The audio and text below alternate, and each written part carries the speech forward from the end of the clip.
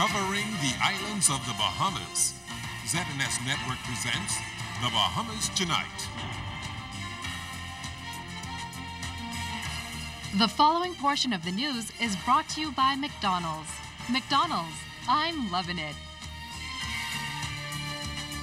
Good evening and welcome to The Bahamas Tonight, the National Report. I'm Keishel Adderley. Thanks for joining us. Topping the news tonight, Prime Minister Perry Christie is responding to more queries arising from the question which will be put to the Bahamian public come December 3rd. In the one-month lead-up to the referendum on whether or not to legalize web shops, there are questions over how it was determined that other forms of gambling, like casino gambling for Bahamians and a national lottery, were excluded from the upcoming poll. Our Janaea Noel Ferguson spoke to the Prime Minister about the consultation from Dixon & Co. Prime Minister Perry Christie explains that the gambling report given by the UK-based consultancy group is not an actual report but simply letters of advice, something that he doesn't feel it necessary to be made public. No, I mean, why would I want to do that? We for years and years and years we've been receiving advice as to casinos and changing casinos. So, I mean, what is the relevance of it? That I'm hiding something on it? There's nothing I'm saying. I mean, if we can arrange for these same people to come out and sit before you and answer any questions you'd wish to have answered. Now, if the Bahamian public votes to legalize web shops, just how will it be regularized? And the Bahamas is known specifically for having a different kind of surveillance and enforcement than, say, Las Vegas or United Kingdom. We actually have gaming board inspectors present on the floor of the casino, present for the counts in the casino. So we certify the money because we are charging on gross receipts, not net receipts. And so you would find there'll be no different here. The majority of web shops use U.S. lottery numbers, and the question of a national lottery for the Bahamas was removed from the government's plan for a referendum. Now, Mr. Christie says that the only question would include whether or not web shops will be legalized. But just who decides which web shops will have a license? Mr. Christie said that they will have to meet stringent criteria. He, however, maintains that it was never indicated to the Bahamian people that the referendum would include questions on Bahamians gambling in casinos. It did not include whether or not Bahamians should gamble in the casinos. And so that is a simple answer to your question, that it would never indicate to the Bahamian people that we would do that. And so it is not a question for me to unilaterally impose upon them now. Mr. Christie says without having a horse in the race, the government will do what it can to address any concerns on the matter. Janaea Noel Ferguson, ZNS Network News. Meantime, Prime Minister Christie says he's waiting on legal advice to determine whether or not the December 3rd gambling vote should be designated a referendum or an opinion poll. He told reporters that considering the referendum comes from the Constitutional Referendum Act and this particular vote has nothing to do with amending the Constitution, it technically may not be considered a referendum. I'm advised legally that all of the prerequisites that go into organizing a constitutional referendum does not apply. And so when I get the legal opinion, I will publish it. So people will see that all of this is a government seeking an indication of the opinion of people. It's like my asking whether the FNM is leading or the PLP is leading, that kind of poll. And so it's not what even I was describing it to be now that I'm now getting the fine details of the legal opinion. The Bahama Islands Baptist Association is pushing its opposition to the gambling referendum with plans for a forum entitled The Effects of Gambling on the Family, the church's response. The group, led by Pastor Jeffrey Wood of Temple Baptist Church, says despite the outcome of the referendum, they'll always oppose gambling, which they believe will adversely affect Bahamian families and the wider society. I believe that gambling in itself is evil. The results destroy, never builds up, and it takes people further and further away from where I believe God intended them to be. Laziness and greed, and in fact, a lot of crime stems from gambling. God in His wisdom, divine wisdom, will determine what's best for the nation. And sometimes He allows us to have some things to teach us a lesson. Sometimes He sends a message through his agent, which is the church, to warn the nation what is in his best interest.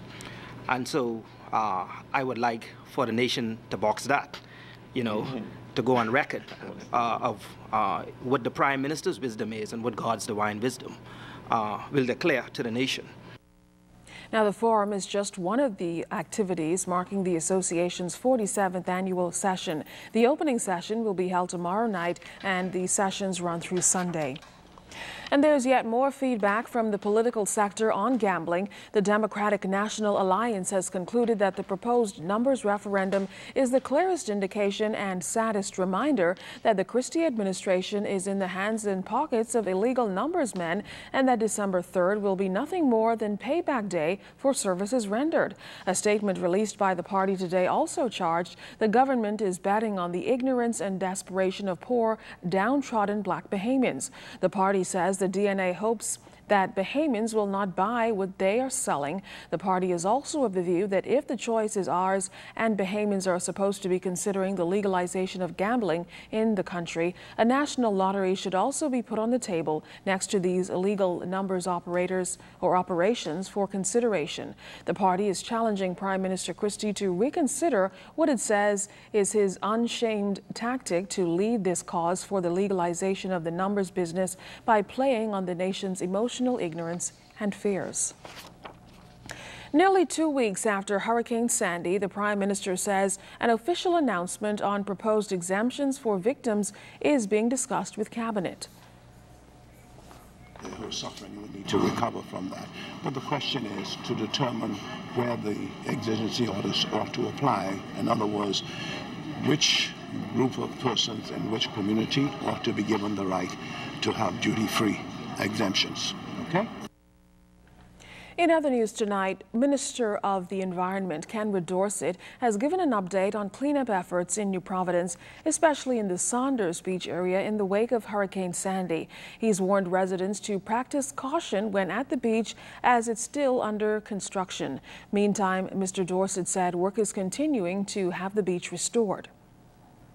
Well, certainly I was just at the facility with members of the BEST Commission late last week, and I'm waiting for a report from them regarding whether there are any particular efforts that we need to make to ensure that the damage that occurred would not happen. But we looked at the breakwater that exists there. There's been damage to that, and so I think reinforcing it is going to be of critical importance. But all agencies, and in particular the Ministry of Works and Urban Development, I think have moved very quickly to try and restore the damage that occurred there at Saunders Beach. Mr. Dorset added that environmental health concerns raised after the storm are also being addressed by his ministry along with the Ministry of Works and Urban Development. Agriculture and Marine Resources Minister V. Alfred Gray also disclosed before the weekly cabinet meeting this morning that the Dominican government has made several agreements with the Bahamas to ward off poachers, this following talks with that country last week. Agreed to is that both governments would use their best effort to enforce the laws of their countries.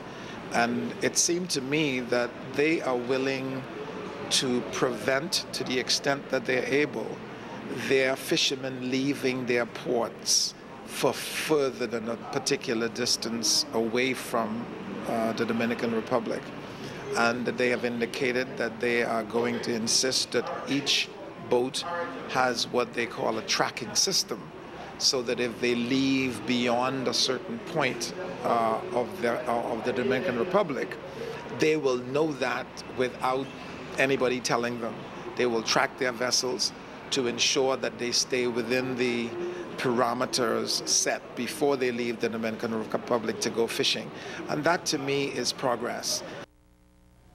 National Security Minister Dr. Bernard Nottage addressed the Interpol General Assembly in Rome, Italy yesterday, noting that the organization meets at a time when governments worldwide are constrained by the economic realities of depressed financial markets and various sectors are competing for scarce resources in their respective countries. He also noted that the Bahamas in the last decade has experienced a new gun culture where more illegal weapons are ending up in the hands of criminals. Consequently, serious crimes have increased in the Bahamas, and a significant number of serious offenses like murder, armed robberies, and serious woundings are being perpetrated with illegal firearms. But he also reports that to date, all categories of crimes are trending downward in the Bahamas. For the year to date, murder is down by 14% over the same period for last year, and the detection rate is up significantly. North Abaco MP Renato Curry has received his credentials as Parliamentary Secretary in the Office of the Prime Minister for Abaco. Some have criticized the appointment, but as Andrew Knowles tells us, the Prime Minister has defended the decision to establish a permanent presence on the island. Nearly 2 weeks after he was sworn in as the new MP for North Abaco, Renato Curry assumed another role in the Christie administration on Monday as Parliamentary Secretary in the Office of the Prime Minister in Abaco. It marks the first appointment of its kind for the island, which has a very diverse economy and strong population base. The Prime Minister says Curry's appointment was well-reasoned. I should put him in my office so he's working with me and receiving guidance from me, that in that capacity down there, whatever the subject that comes up, whether it's agriculture, whether it's fisheries, whether it's investment, whether it's what the laws are and interpreting those laws for people, he will be a member of the leadership who will be in a position to represent us down there. And while Mr. Christie views it as a unique opportunity for Curry to work closely with the people of Abaco in addressing their needs, others hold a different view. The Prime Minister responded to criticisms levied by the opposition, who called Curry's appointment a waste of public funds and a threat to local government. If I thought local government at this stage in our history was able to provide what I'm talking about as far as the government of the Bahamas is concerned, then I wouldn't have had a problem. The cost differences between paying him a parliamentary secretary's salary and setting up an office down there, with the results we're going to get from his being down there as a part of my ministry, that it will pale into insignificance. That is the cost of setting up that office and appointing him. So I expect to have real results in Abaco. I expect the people to feel my government, and quite frankly, it would have been hell to pay if I had gone ahead and left Abaco unrepresented at the level of the government. And now that he has his credentials, Mr. Curry is eager to get to work. Among his priorities are education, job creation, and attracting more investors. I heard the Prime Minister talk about Abaco being the third largest economy in the Bahamas. A lot of investors were very frustrated of having to travel to Nassau back and forth, the bureaucracy. And so it's a lot of red tape in the way. So this brings some showing that government is coming now to the people to make things easier, even for our investors that come to Abaco. So, you know, my appointment is going to be very special for the people there that live there. Mr. Curry will be stationed year-round in the new government complex in Abaco. Andrew Knowles, ZNS Network News. Well, still to come in the Bahamas tonight, it was just a test. Find out if emergency response teams passed. That's after the break.